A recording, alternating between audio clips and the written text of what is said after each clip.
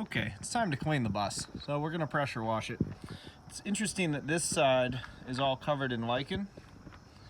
See all that? And up there. This was the shaded side. And then the other side, it's basically the opposite. There's no growth, but the sun faded all the paint.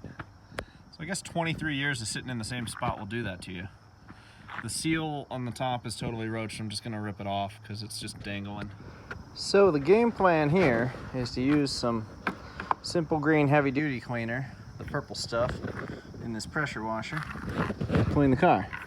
I've got the soap nozzle on, which I don't know what that means, but I'm guessing it starts by laying down some soap. Let's see what we get. So I've run through this side with the electric pressure washer and some purple heavy duty Simple Green. It looks pretty good. I'm using a 40-degree tip, which is the softest of tips. And it's getting some stuff off, but it's really not very aggressive. And I can still feel stuff in there, like in the paint. So I'm probably gonna switch to a more aggressive tip. And before you go telling me, oh, you should never use a pressure washer on paint. This car has sat in one spot outside for 23 years. Its paint is ruined. It's covered in crap. I'm getting the crap out of the paint. There's nothing wrong with using a pressure washer. I could use a sand blaster if I wanted. I'm gonna choose a pressure washer at this point. So we're gonna switch to a more aggressive tip and maybe damage the paint. So having switched to the 25-degree tip, which is a smaller nozzle, way more aggressive, we definitely got way more of the stuff out of the paint. It feels way better. Got most of the little crusties out of everywhere. Got a lot of crusties out from under here. And yeah, there's absolutely some areas where the paint was questionable, and I hit it with the pressure washer, and the paint came off. And that's fine, because those spots obviously are an issue anyway. So honestly, I'm gonna put on a more aggressive tip, and I'm gonna hit all the rusted spots, because any paint that's gonna come off with a pressure washer needs to be dealt with anyway. So we're gonna get this car clean. It's looking great.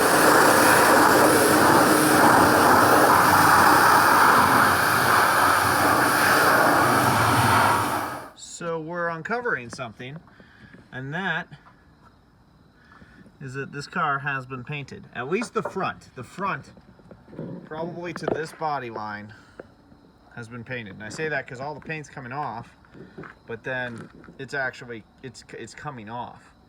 So that makes a little bit of sense. That makes a fair bit of sense. It's hard to tell for sure, but that might have just been clear coat, but it has a lot of tint to it. It's hard to call that clear coat to me. The metallic is in there.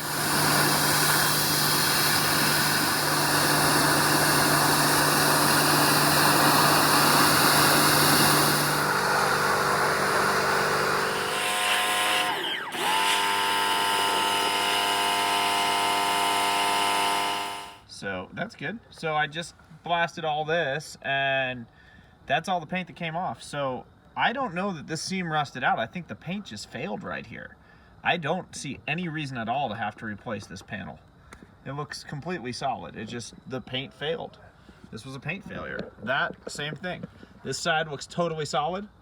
That side needs replaced. But that's the only big issue. Some of this loose paint. Take a look right there. What do you see? I see a 1/4 inch of fill. That confirms the front end has definitely been painted, and that also makes sense as to why it rusted out specifically right here. Very interesting. Bondo for the win.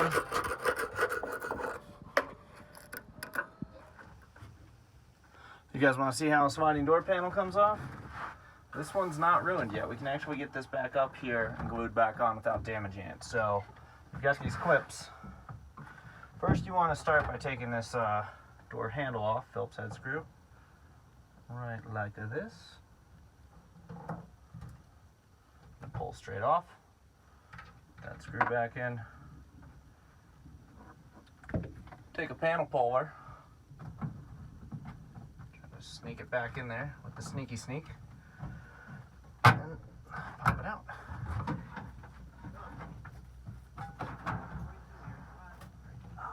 Oh, come on. Try not to rip the cardboard in the process. Nice.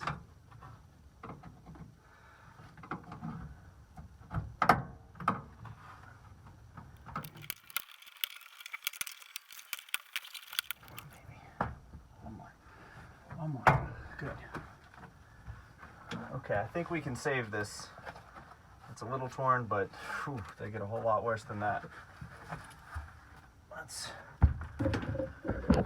take a look back here for a few observations. First off, fiberglass insulation. This is what holds the water and causes rust. Though there is no rust down in here. Those look real nice. See this? This is some application of wax oil. So they sprayed this in cavities, and it looks like they sprayed it. It looks like they sprayed it through there before the doorknob was put on. So that's interesting. This is what saves these cars. This is very important. So what we're doing today is pulling this screw off, which holds the exterior doorknob on. That way we can get the key code off it, so we can have keys made for this car. So next, that screw is usually Loctited on pretty good because well, it tends to come loose. So let's see if she'll come off for us. Oh yeah.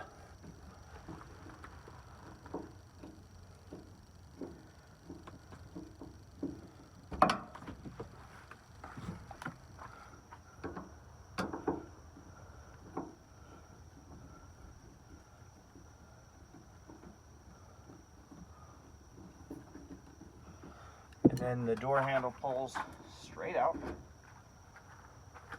There we go. So if we look at this, we can see that this seal, there's a little, like, this would have been a soft neoprene seal that goes around it. That's all ruined. And then there's a bezel seal that goes in here on the outside of the body. That is also pretty thoroughly ruined, this portion of it. So we need another one of all of that. Now to get the actual key code, it's going to be on the lock itself. And I don't want to show you guys the key code. This is the outer echelon, the rubber gasket that goes for the sliding door. And these always go bad, so make sure you replace this. They're cheap. We just replaced the window. I broke this window intentionally because it's just 2 bolts to remove, and I had a spare, and now we have a window. This should work. Let's see. Oh, yeah. Wasn't tight enough. There we go. See? All sealed up. Awesome. This is your front door gaskets. See, this one's all nasty. That one's basically dissolved too. It's a pretty easy job. They don't last that long, but certainly not 30 years. With the door open, you'll see a little indent right here. That's where the screw's at. So you have to pull this seal back. And usually you have to pull pretty hard because it's glued in. And that's our screw. We have the screw out. Now it's time to take the handle off. The handle just pulls forward. Like that, just push forward. Then this end will pull straight out. And that end will cam out. So you gotta go forward and then out. Now you have it off. Clean it up. These areas around the gasket with a little sem solve. That's this stuff. If you don't have any of this, glass cleaner should work. Get that nice and clean. Pretty critical piece that's usually missing. It's a little piece of foam. And it should actually be a little wider, but that keeps all the water from getting out.